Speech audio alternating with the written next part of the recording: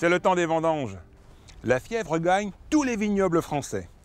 Et comme la vigne est une grande voyageuse et qu'elle a colonisé une partie du monde, nous irons la rejoindre en Chine, en Australie, en Nouvelle-Zélande, dans l'État de New York, tout près de New York City. Nous irons même rendre visite à nos amis espagnols. Pour cette aventure, j'ai absolument besoin de 2 spécialistes. Bonjour Eugénie. Bonjour.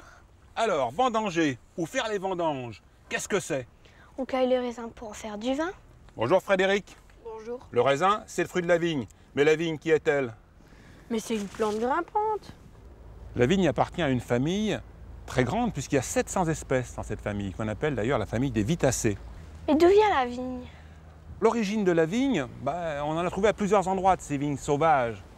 On en a trouvé en Asie occidentale, dans l'Asie tempérée. On en a trouvé dans l'Europe méridionale, en Algérie, au Maroc. Mais on en a surtout trouvé de très très belles dans le midi du Caucase et dans le midi de la Caspienne, de la mer Caspienne. Et là, on a des vignes qui crapahutent dans les arbres, qui grimpent et qui font de très beaux fruits, sans culture et sans taille. Mais on en a trouvé que là, de la vigne sauvage. Effectivement, on peut se poser la question, mais c'est vrai que de la vigne sauvage, on en trouve ailleurs. Et ça enquiquine un petit peu les spécialistes. Ils se demandent comment cette vigne s'est déplacée. La solution, finalement, la voilà. Les oiseaux sont gourmands, ils vont manger les baies, ils vont manger les fruits, ils transportent les pépins, les graines, et ils les sèment en route. Voilà l'origine de ces vignes qu'on peut trouver comme ça un peu partout déplacées dans le monde, et qui sont des vignes, encore une fois, des vignes sauvages. En parlant d'oiseaux, justement, dans l'hémisphère sud, entre le 35e et le 47e parallèle, la Nouvelle-Zélande bénéficie de climats propres à produire d'excellents vins. Ces vignobles sont principalement installés sur les îles Nord et Sud. Dans un endroit resté sauvage, un viticulteur, ancien homme d'affaires reconverti, fait face aux oiseaux qui pullulent et viennent lui dérober son raisin. Comme les oiseaux, il chante et danse devant sa vigne. La manière dont il parle de ses nouvelles responsabilités et surtout de sa lutte contre les oiseaux mérite vraiment le détour.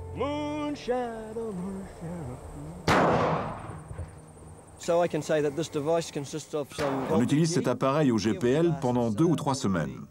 Il déclenche une détonation toutes les 5-6 minutes. Et de temps en temps, on le change de place, on l'installe dans une autre partie du vignoble. On essaie bien de fermer plus ou moins hermétiquement les filets, mais c'est impossible. Le vent les soulève et les oiseaux rappliquent. Ils ne volent pas, ils sautillent et ils s'introduisent par en dessous. J'ai fixé 20 clips ici pour les empêcher d'entrer. Il en faut de la patience. On pose les filets, on met le canon, on fait des rondes le matin, le soir.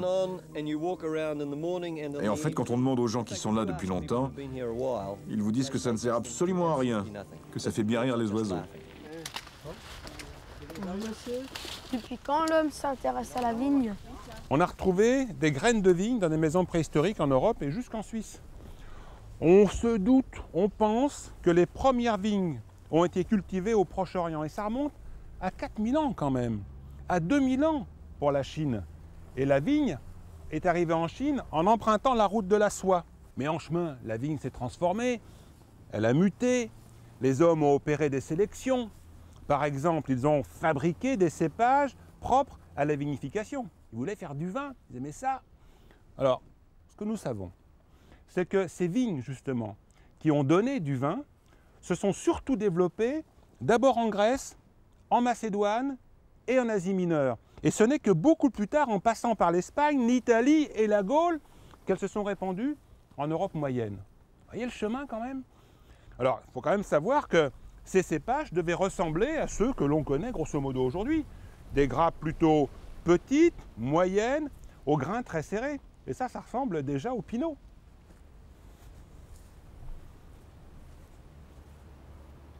Le pinot noir était cultivé autrefois par les moines cisterciens de Bourgogne, qui ne plantaient que ce cépage. Les cisterciens de Bourgogne ont transmis ensuite à la fois le pinot, la tradition de culture et de vinification aux moines bénédictins du monastère de Poblet en Catalogne, en Espagne. La vigne a toujours tenu une très grande place dans les monastères, car elle est un symbole fort. Il suffit de passer quelques instants en compagnie du père Olivier au monastère de Poblet pour en être absolument convaincu. La culture de la vigne et du vin est l'une des activités essentielles des monastères bénédictins. Et nous-mêmes, nous appartenons à la grande famille des bénédictins. Ici à Poblet, il existait un cellier primitif qui fut transformé au XIVe siècle et réaménagé dans un bâtiment qui était réservé auparavant aux frères convers. Si l'on regarde la taille de cet édifice, on peut en déduire que la production de vin était considérable à cette époque. Eugénie, c'est quoi comme raisin, ça? Je sais pas, peut-être du pinot? Hé Albert, c'est quoi ce raisin? Alors les enfants, à votre avis, c'est quoi? Pinot noir, pinot gris ou Gewürztraminer? Bah pinot noir. Et pourquoi? Bah peut-être parce qu'il a cette forme foncée. Voilà, ben le pinot noir est violet, bleu-violet. Le pinot gris sera plus gris, rouge-gris, et le Gewürztraminer sera plus rose. Alors, quels sont les cépages que l'on trouve en Alsace, les enfants? Le sylvaner. Le pinot blanc. Qui sont les deux cépages les plus simples et les plus rustiques en Alsace. Ensuite, nous avons le Riesling. Qui se caractérise par une superbe acidité. Après, le pinot gris. Le pinot noir. Excellent. Et ensuite, les deux cépages aromatiques qui sont le Gewürztraminer. Le muscat. Parfait. Ça, ce sont les 7 cépages que l'on trouve en Alsace. Le Gewürztraminer est un cépage qui est très porteur à l'heure actuelle parce que c'est très fruité, c'est très flatteur et c'est très facile à vendre. Où on retrouve souvent tout ce qui est litchi, rose, mangue, c'est vrai, hein. Tous les aspects exotiques. C'est ce que beaucoup de pays nous envient, Nouvelle-Zélande, Amérique et le côté Est en particulier. Justement, on va partir maintenant dans l'État de New York, tout près d'ailleurs de New York City, sur la presqu'île de Long Island, où là, Eric Fly est devenu un spécialiste du Gewürztraminer. Le Gewürztraminer est typiquement alsacien. Je le presse dans cette comporte, comme ceci, puis je le laisse macérer pendant plusieurs heures pour qu'il reste en contact avec ses peaux. Cela permet d'extraire plus d'arômes. Ensuite, je le fais passer dans le pressoir. Parfois je le brasse et je le laisse macérer encore un peu. Le plus souvent, je presse tous les raisins afin de recueillir tout le jus avant de le mettre en cuve. Le fouloir et grappoir est une machine ultra violente et je n'aime pas du tout sa fonction. Je préfère récolter les fruits avec une machine à vendanger, car elle va secouer uniquement le bon raisin. Bien sûr, il faut que le raisin soit bien mûr, et la machine récolte seulement ce raisin-là. Ma comporte sera remplie entièrement avec du raisin très mûr, sans rafle, sans feuilles et sans rien d'autre d'indésirable. Dans ce cas, vous n'avez plus besoin de les érafler. Il ne vous reste plus qu'à faire en sorte que les raisins éclatent. Ensuite, je place une pompe en dessous de la comporte et je réduis la taille du tuyau. Il remonte tout de suite et cela crée de la pression. Le volume s'accroît rapidement et cela permet au raisin d'éclater tout seul. J'évite d'écraser violemment le raisin pour le forcer à s'ouvrir. Je veux simplement qu'il s'ouvre doucement pour en laisser sortir le jus.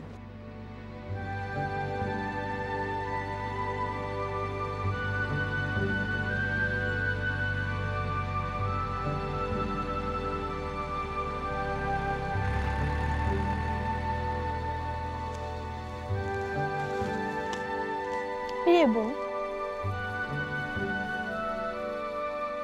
Il y a un ennemi redoutable de la vigne. Il vit encore dans le sol aujourd'hui, c'est le phylloxéra. C'est un ennemi qui a ravagé les vignes en France et dans beaucoup d'endroits dans le monde. L'ennemi est arrivé des États-Unis, mais la solution aussi est arrivée des États-Unis. Ce qui fait qu'aujourd'hui, comme le phylloxéra vit encore dans le sol et que les vignes américaines sont résistantes au phylloxéra, qu'est-ce qu'on fait? On utilise des porte-greffes américains sur lesquels on greffe nos cépages. Alors il y a plein d'autres maladies, mais là ça va sortir un peu de mes compétences. Par contre, je me retourne vers les viticulteurs.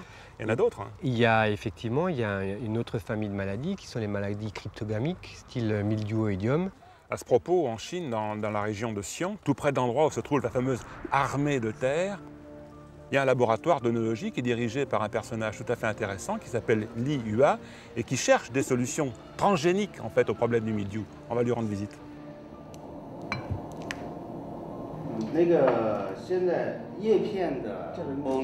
On est dans le laboratoire transgénique. Donc, on cherche dans les vignes sauvages chinoises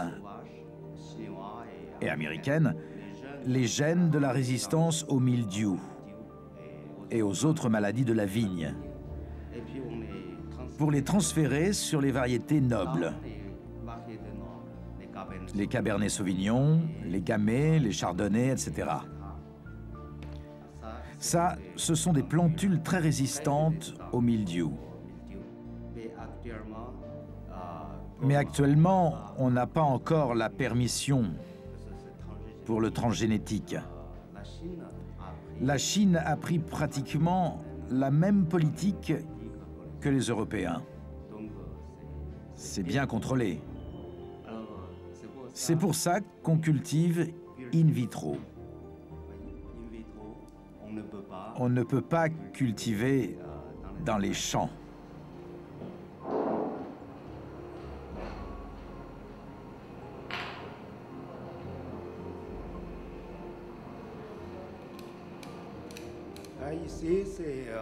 Ici, c'est un laboratoire de micro-vinification. On compare la qualité et la typicité des vins d'une seule variété, mais de différents clones. Par exemple, pour les variétés françaises, les Cabernet Sauvignon, on cherche les clones les mieux adaptés au climat de notre région. Alors est-ce que ces principes qui consistent à effectivement jouer avec les gènes sont des principes intéressants pour le viticulteur? Utiliser des gènes pour combattre d'autres gènes, c'est un petit peu utiliser la chimiothérapie pour soigner une grippe, et moi personnellement, c'est pas tellement dans mon éthique. Bien les enfants, alors la géologie c'est très compliqué, et là on a la chance visuellement de voir toutes les différences. Alors vous voyez ici, vous avez un sol rouge, et au fur et à mesure, il va devenir plus brun. Et là, on peut dire qu'on est sur une faille, puisqu'en fait, on ne retrouve pas le même sous-sol. La partie rouge, ça veut dire qu'il y a plus de fer dedans? Il y a beaucoup plus de fer là-bas, oui. Et puis là, on va tomber sur des notions beaucoup plus graisseuses. D'accord. Donc là, en fait, on est un petit peu sur une compression de faille qui fait qu'en fait, on retrouve très facilement ces deux types de terroirs. Est-ce qu'on peut considérer que la qualité du sol se retrouve dans la qualité du vin? Et est-ce que ça participe à ce qu'on appelle le terroir? Le terroir est fondamental dans la structure du vin, ça c'est indéniable. C'est l'empreinte en fait un petit peu génétique de ce que va donner le raisin. C'est l'acidité, c'est sa structure, et c'est ce qui va faire que le raisin va se comporter d'une manière ou d'une autre. Alors là, la vigne est installée sur de la roche, c'est le moins qu'on puisse dire. C'est une roche qui a à peu près 175 millions d'années et qui est une accumulation de petits coquillages qu'on appelle la grande oolite, et dans laquelle la vigne sera obligée de trouver son chemin. On peut voir quand même un certain nombre de fissures. Elle va utiliser les fissures et exploiter en fait d'une manière un petit peu fragile toutes les substances que la nature aura mis du temps à déposer entre les interstices du rocher. Certains viticulteurs pensent comme vous ailleurs sur la planète. C'est notamment le cas en Australie de Ron Longton, pour qui le vin exprime un terroir. Son vignoble se trouve près de Victoria Central et on ressent bien dans ses propos qu'il fait d'abord confiance à la nature. Je voulais prouver qu'on peut cultiver de la vigne sans engrais chimiques, et donc ce vignoble est biologique.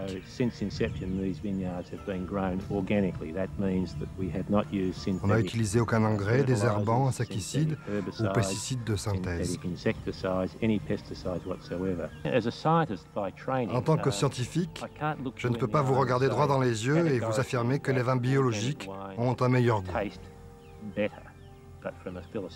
Mais d'un point de vue philosophique, je crois qu'ils sont meilleurs parce que, dans mon cœur, je sais qu'ils sont moins préjudiciables au sol, à l'environnement et donc à moi.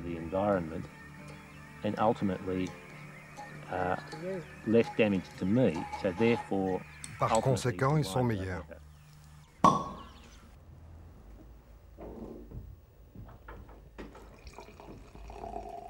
Quelle est la chimie qui a donné ce résultat, ce beau vin? La chimie. Pas de chimie dans le vin, que du nature. On a parlé du terroir, on a parlé du climat, mais on n'a pas beaucoup parlé de l'homme. L'homme est quand même le véhicule qui va diriger cette superbe machine. Donc sans beau véhicule, pas de vitesse. Est-ce qu'on peut deviner à la qualité du jus de raisin, ce que sera le vin plus tard. Le raisin que nous allons amener à la propriété, c'est un petit peu une toile vide que le peintre va devoir travailler. C'est en fonction de la fermentation d'un tas de facteurs différents qui vont faire que justement le vin va être ce qu'il va être. Allez Frédéric, maintenant c'est ton tour de compter. 1, 2, 3, 4, 5, 6, 7, 8, 9, 10, 11, 12, 13, 14, 15. Prêt ou pas? J'arrive!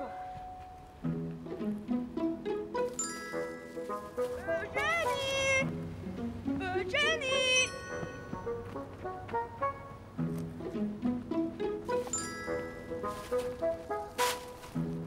Eugénie, où t'es? T'es où à la fin? Eugénie! Eugénie, où t'es? J'en ai marre!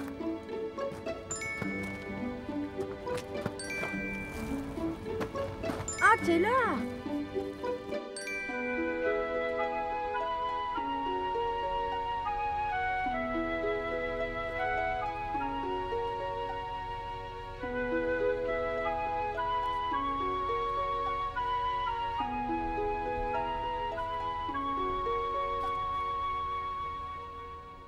Mais qu'est-ce qui déclenche la vendange? Ah bah c'est l'état du raisin. Il faut qu'il soit arrivé à la fin de sa dernière période de maturation.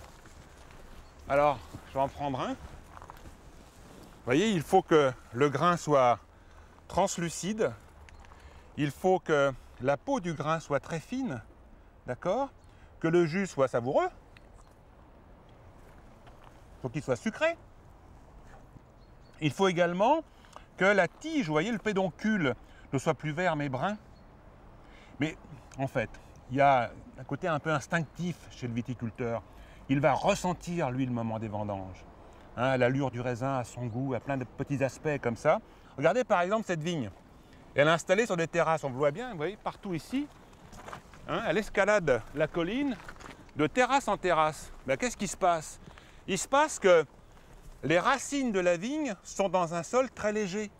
Et comme cette année il a fait très sec, ben, cette vigne elle a souffert de la sécheresse. Alors son raisin est dans un certain état de maturation.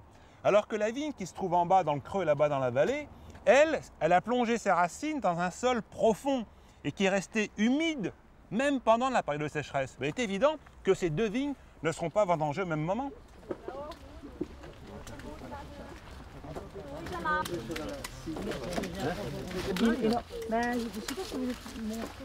Tu vois Eugénie, ça c'est la vigne de mon papy. Elle a 50 ans, mais vraiment 50 ans. Et la dame là qui a la casquette blanche, c'est ma tata, tata Elisabeth. Alors Frédéric, tu as déjà goûté le raisin cette année? Oui. Qu'est-ce que tu en penses? Il est bon? Il est très bon. Salut papy. Salut monde. Tu viens nous aider vendanger? Non, je montre à Eugénie les vendanges. Moi aussi j'en ai des vignes.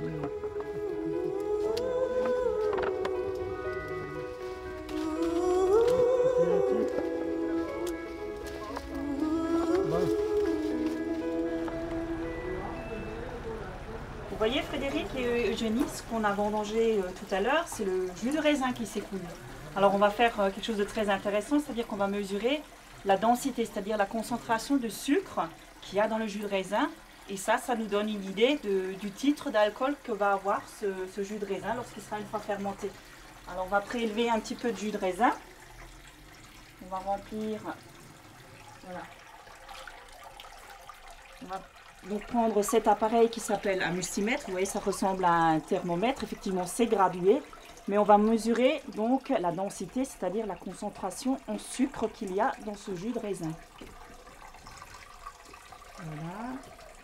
Donc là, je lis directement et puis il affiche effectivement une concentration de sucre qui, une fois fermentée, peut donner 13% en alcool. Voilà. On va reverser le jus de raisin. Et ce que je vous propose, c'est de le goûter. Voilà, on va prendre un verre pour Eugénie. Merci. Un verre pour Frédéric. Et puis vous allez me dire ce que vous en pensez. Et aussi un verre pour Michel. Oh, bah celui-là, après fermentation, on va donner 13 degrés à peu près. T'as tout entendu.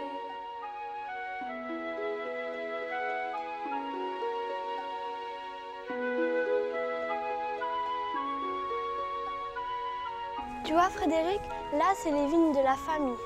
En fait, il y en a là, là et un petit peu partout. Pourquoi est-ce qu'elles sont morcelées comme ça, ces vignes? C'est à cause de la grêle. Ah, c'est pour éviter qu'elles prennent toute la grêle, quoi. Oui. C'est une sécurité.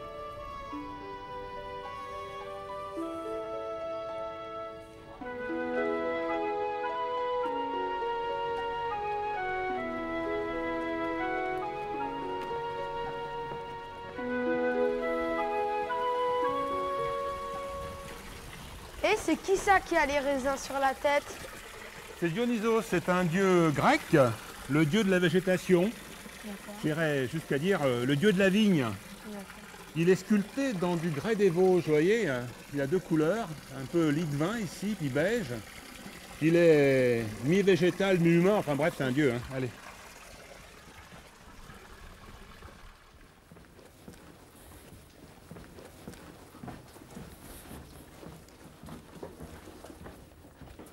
Bonjour Pierre. Bonjour. Alors, nous savons que dans ce registre sont consignés des trésors. Effectivement, beaucoup de trésors. C'est le livre du vin de Mittelbergheim, qui est en fait l'ultime version de tous les écrits qui ont été faits sur l'année viticole passée et qui a démarré en l'an 1456, donc vous voyez plus de 500 ans. Mittelbergheim récolte une belle qualité récompensée par de nombreuses médailles. C'est en fait le millésime le plus riche de ma carrière, la production de sucre par hectare n'ayant jamais été aussi élevée dans ma carrière. Un rêve de viticulteur. Un rêve qui se renouvellera peut-être cette année. J'imagine, oui, et en tous les cas, ça se présente bien. Puisque nous sommes entre nous, vous pouvez nous le dire, qu'est-ce qu'il faut pour faire un bon vin? En fait, pour faire du bon vin, il faut d'abord un raisin parfait, un raisin qui provient d'un bon terroir et qui par la suite reçoit l'attention totale d'un viticulteur compétent, en fait la main d'un artiste.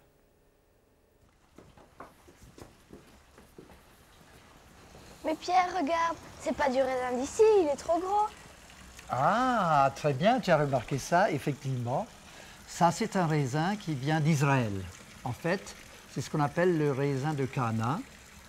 Et je pense que tu as entendu parler que c'est à Cana que Jésus a transformé l'eau en vin.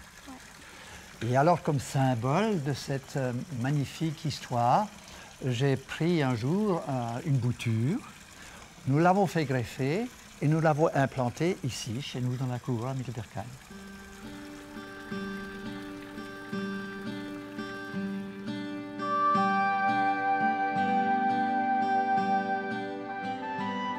Nous allons devoir nous séparer.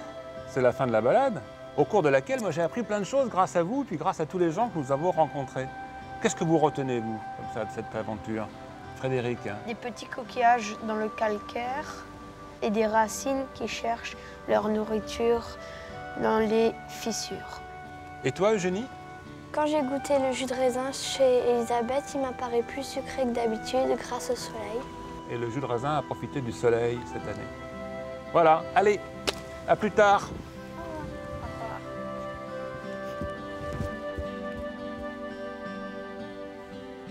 La vigne, comme toutes les plantes, est une usine chimique. La fabrication du vin est le prolongement d'un processus chimique, disons plutôt biochimique, qui se poursuit dans l'organisme du consommateur. Or, la consommation abusive d'alcool est dangereuse pour l'organisme et fait de très nombreuses victimes. Pour apprécier le vin, il faut le déguster.